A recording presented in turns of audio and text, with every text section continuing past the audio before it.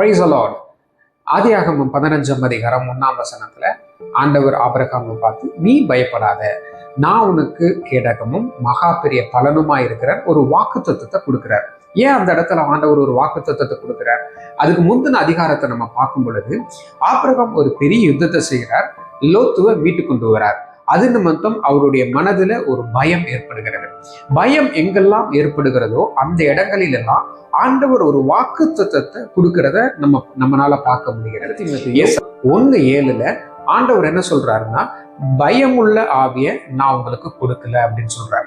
நம்மளுடைய தற்கால சூழ்நிலைகளில அநேக பயங்கள் நம்மை ஆட்கொண்டு இருக்கிறத பார்க்க முடியுது.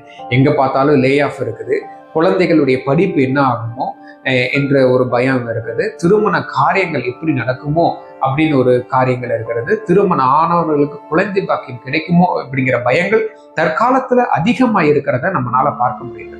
நம்ம எல்லாரும் மற்றவங்களுக்கு ஏற்படுகிறது நம்மளுக்கு ஏற்படுகணும் அப்படி கிடையாது. ஆண்டவர் நம்மளோடு கூட இருக்கிறார். இப்படிப்பட்ட பயங்கள் உங்களை ஆட்கொள்ளும் பொழுது நீங்கள் தேவன் கொடுத்த வாக்குத்தத்தத்தை அறிக்கை பண்ணும் பொழுது அந்த பயம் நம்மளிட்டு விலகிப்போம். இப்படிதான் சீனாவில் ஒரு மிஷினரி ஒருத்தர் பணியாற்றி கொண்டிருந்தார். அவர் பேர் கிளாரிஸ். போர்க்காலங்களில 100க்கும் மேற்பட்ட குழந்தைகளை ஒரு மலையிலிருந்து இன்னொரு மலைக்கு அழைத்து கொண்டு போகக்கூடிய ஒரு சூழ்நிலையில இருந்தார்.